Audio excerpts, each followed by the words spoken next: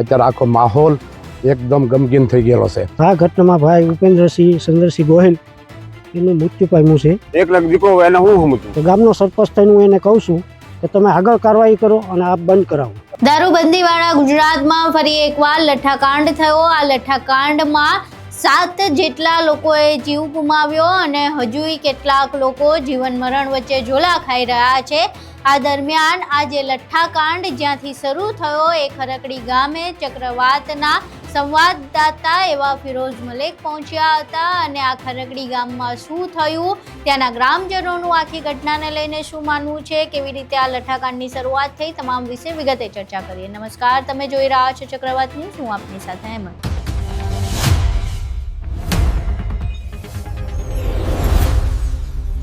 ભાવનગર જિલ્લાના ઘોઘા તાલુકાનું ખરકડી ગામ, આ ખરકડી ગામમાંથી શરૂ થયો લઠ્ઠાકાંડ।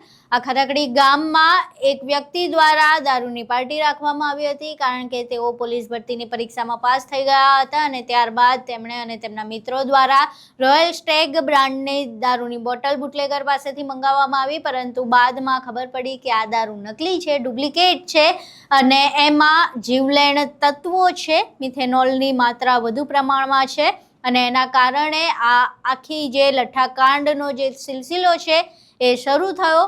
હવે આજે ખરકડી ગામમાંથી લઠ્ઠાકાંડનો સિલસિલો શરૂ થયો છે, ત્યાં ગામ સુધી અમે પહોંચ્યા હતા। અમારા ચક્રવાતના સંવાદદાતા ફિરોઝ મલેક છે, તેઓ ત્યાં ગામે પહોંચ્યા હતા અને ગ્રામજનો સાથે તેમણે વાત કરી હતી આ લઠ્ઠાકાંડ વિશે। ગ્રામજનોનું આ સમગ્ર મામલે શું માનવું છે તે જુઓ। સરપંચ, આ અમારા ગામમાં ઘટના બની, દારૂ પીવાથી આ ઘટના બની છે। ક્યાંથી આવ્યો છે અને આમાં કયું કેમિકલ છે એ કોઈને ખબર નથી। આ ઘટનામાં ભાઈ ઉપેન્દ્રસિંહ ચંદ્રસિંહ ગોહિલ એનું મૃત્યુ પામ્યું છે। તો એને પણ આપણે બધાને વિનંતી કરીએ કે આ ઘટના હવે ન થવી જોઈએ છે, એ મારી અપીલ છે।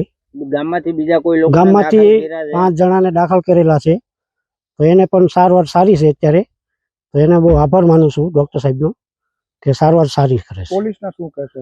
પોલીસને કહેવાનું એટલું છે કે આ તમે આગળ લ્યો, પગલાં ભરો અને આગળ એની કાર્યવાહી કરો, એનું કહેવાનું મારું એટલું જ છે કે ગામનો સરપંચ થઈને હું એને કહું છું કે તમે આગળ કાર્યવાહી કરો અને આ બંધ કરાવો। બીજા લોકોને શું કહેશો? બીજા લોકોને આપણે કહીએ છીએ કે ભાઈ અત્યારે તમે આ જોવો છો એ તમે ન કરો, હવે આ પરિસ્થિતિ જોઈને તમે સમજી જાઓ તો બહુ સારું।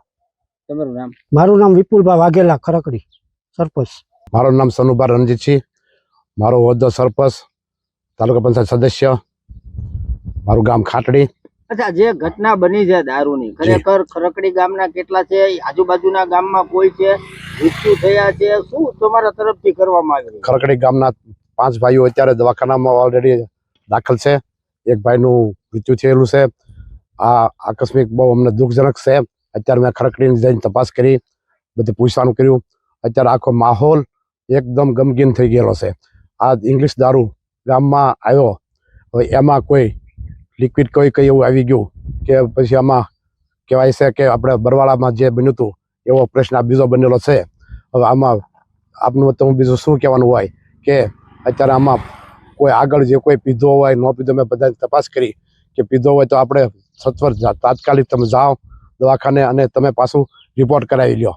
આમાં કોઈ શરમ રાખતા નહીં, આવું મારું ગામને કહેવાનું છે। આજુબાજુમાં મારું આ કહેવાનું થાય છે। દારૂનું દૂષણ છે એને લઈને શું કહેશો લોકોને? દારૂનું દૂષણ તો અમે ઘણાને કહીએ છીએ કે ભાઈ તમે બધું આવે આ નાના યુવા પેઢી આવું ન કરો તો વધારે સારું, પણ હવે આપણે બીજું વધારે તો શું કહીએ શકીએ, છતાંય આપણે અમે પોલીસ ખાતાને પણ કહીએ છીએ કે તમે આપ થોડુંક ધ્યાન દો।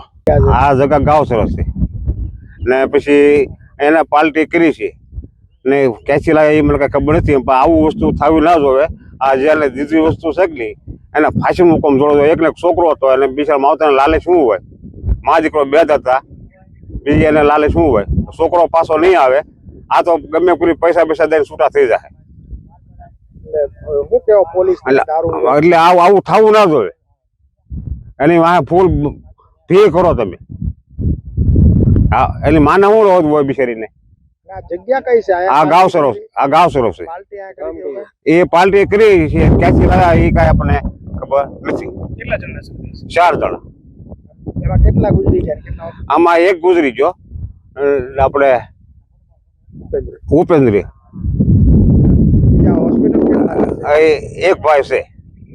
તમારી શું માંગ છે? શું કહેવા? પણ આ વસ્તુ થવી ન જોવે. સરકારે ધ્યાન દેવું પડે કે આ છોકરાની લાલચ ને બધા માવતર બાવતર હોય, એક લાખ દીકરો હોય એને હું સમજવું. અહીં તમે ખરકડી ગામના ગ્રામજનોને સાંભળ્યા. હવે સમગ્ર મામલે જે ખરકડી ગામ છે એ વિધાનસભા ભાવનગર ગ્રામ્યમાં આવે છે, જેના ધારાસભ્ય છે પરસોત્તમ સોલંકી. પરસોત્તમ સોલંકી આ સમગ્ર મામલે હજુ સુધી કંઈ બોલ્યા નથી. તેમનું કોઈ નિવેદન સામે નથી આવ્યું. તેમના મત વિસ્તારમાં આ પ્રકારે દારૂની પાર્ટી ચાલતી હતી, ત્યાંથી આ પ્રકારે દારૂનો લઠ્ઠાકાંડનો સિલસિલો શરૂ થયો છે, પરંતુ હજુ સુધી ધારાસભ્ય આ સમગ્ર મામલે મૌન છે. જાણે લોકો મરે છે અને એનાથી એમને કોઈ ફરક જ નથી પડતો. અને ફક્ત ગ્રામ્યના ધારાસભ્ય નહીં, પરંતુ ભાવનગર પશ્ચિમના ધારાસભ્ય એવા જીતુ વાઘાણીએ પણ 4 દિવસે આજે પોતાનું નિવેદન આપ્યું છે. તેઓ આજે હોસ્પિટલ ગયા હતા અને ત્યારબાદ પ્રેસ કોન્ફરન્સ કરી હતી. એટલે બધાને જાણે એવું જ છે કે લોકો મરતા હોય તો મરે, એમાં જાજો શું ફરક પડે. એટલે ધારાસભ્યો આ સમગ્ર મામલે બહુ બચીને ચાલતા હોય એવું લાગી રહ્યું છે. તમે ગ્રામજનોને સાંભળ્યા, આખી જે ઘટના છે તેના વિશે તેમનું શું માનવું છે. જે દારૂના પ્રશ્નો હતા, લઠ્ઠાકાંડના પ્રશ્નો હતા, તેના જવાબ તેમણે જે આપ્યા એ પણ તમે સાંભળ્યા. હવે આખી ઘટનાને લઈને તમારું શું માનવું છે? તમારા મંતવ્યો અમને કમેન્ટ બોક્સમાં જરૂર જણાવજો. વિડીયો પસંદ આવ્યો હોય તો વિડીયોને લાઇક કરજો, શેર કરજો અને અમારી ચેનલને સબસ્ક્રાઈબ કરવાનું ભૂલશો નહીં. નમસ્કાર.